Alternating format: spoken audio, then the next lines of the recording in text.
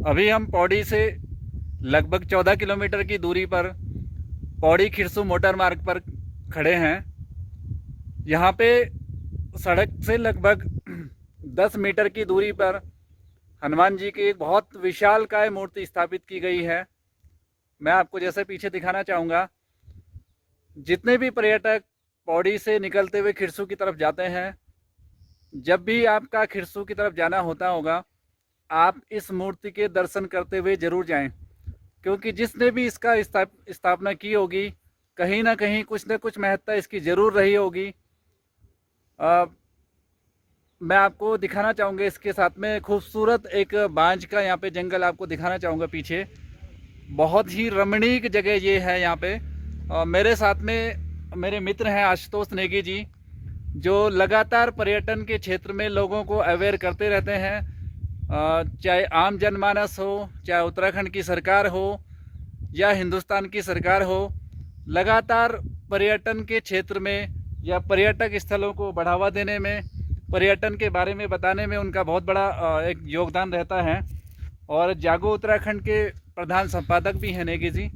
नेगी जी, क्या कहेंगे आप इस जगह के बारे में? पहले मैं हनुमान जी को नमन करूंगा और आपको धन्यवाद करूंगा कि ये वीडियो आप बना रहे हैं। दरअसल ये हनुमान जी की मूर्ति यहाँ पे कुछ समय पहले ही लगी है। पहले यहाँ पे कोई मूर्ति नहीं थी। ये जो पार्क आप देख रहे हैं, अब थोड़ा सा इधर दिखाएंगे घुमा के। जी जी तो ये पार्क था यहाँ पे। ये पौड़ी से करीब 14-15 किलोमीटर दूर है।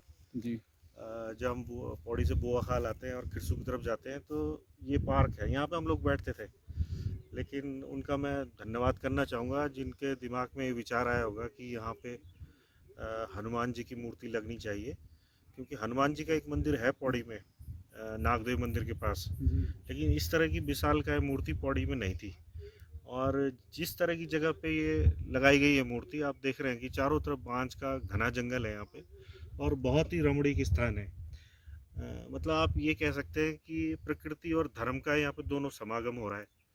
और पर्यटन की दृष्टि से जैसा आप जान ही रहे हैं कि कोटद्वार से अगर आप चार धाम यात्रा में निकलना चाह रहे हैं तो आपके लिए शॉर्टेस्ट रूट है कि आप कोटद्वार से सतपुली से बोआखाल, पौड़ी के पास जो बोआखाल पड़ता है, और वहाँ से आप खिरसू होते हुए, खांकरा होते हुए रुद्रप्रयाग से केदारनाथ भी जा सकते हैं और आगे बद्रीनाथ भी जा सकते हैं। जिस तरह मैं इस मार्ग की खूबसूरती को देख रहा हूँ और यहाँ से जो चार धाम यात्रा है, तो क्यों सरकार का ध्यान आज तक इस तरफ नहीं गया?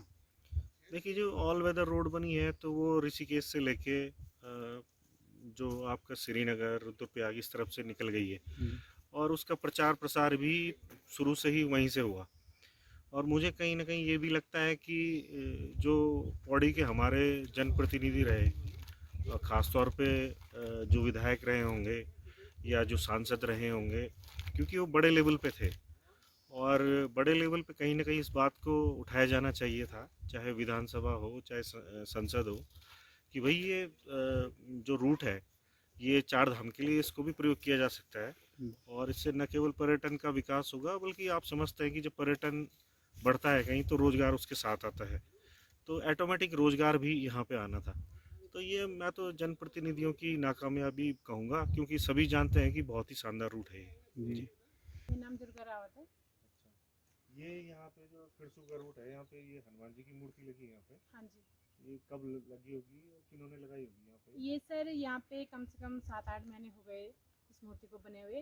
तो यहाँ पे जो फॉरेस्टर, वैसे मुझे कम्प्लीटली पता नहीं है पर सुनी हुई बात है, तो यहाँ पे से कोई रिटायर हुए थे फॉरेस्टर से, तो उन्होंने ये अपने रिटायरमेंट में ये चीज़ यहाँ पे लगवाई है। क्योंकि यहाँ पे बहुत ज़्यादा वो हो गया था कि लोग मतलब दारू पीने के लिए ऐसे माहौल बन गया था यहाँ पे। तो उन्होंने कहा कि चलो ये चीज़ यहाँ पे रहेगी तो कुछ 10% ही सही, अच्छी भावना आएगी लोगों पे, या तो फिर यहाँ पे इतना लोग उस चीज़ को सेवन नहीं करेंगे या कुछ उस चीज़ की मतलब एक झिझक सी हनुमान जी को देख के जो इस चीज़ के बहुत खिलाफ थे, ये लगा दीजिए।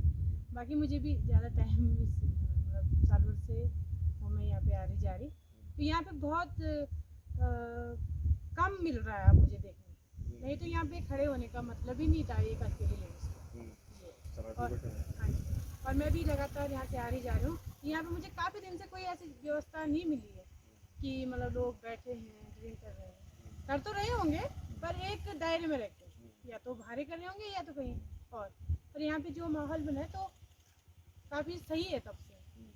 ये तो कहीं ना कहीं मुझे भी समझ आया है कि जितने भी जनप्रतिनिधि रहे हैं कहीं ना कहीं उन्होंने इसको अनदेखा करा है।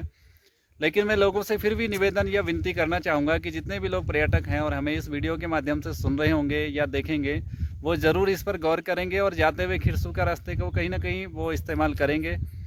उत्तराखंड कहीं ना कहीं देवभूमि के नाम से जाना जाता है और यहाँ पे अभी जैसे कोरोना संक्रमण का दौर था तो सबसे सेफ अगर जो जगह थी उत्तराखंड में तो यही पहाड़ी इलाके थे। तो इसमें धार्मिक और जैसे आपने बताया कि धर्म का और पर्यटन का बहुत खूबसूरत संगम ये है।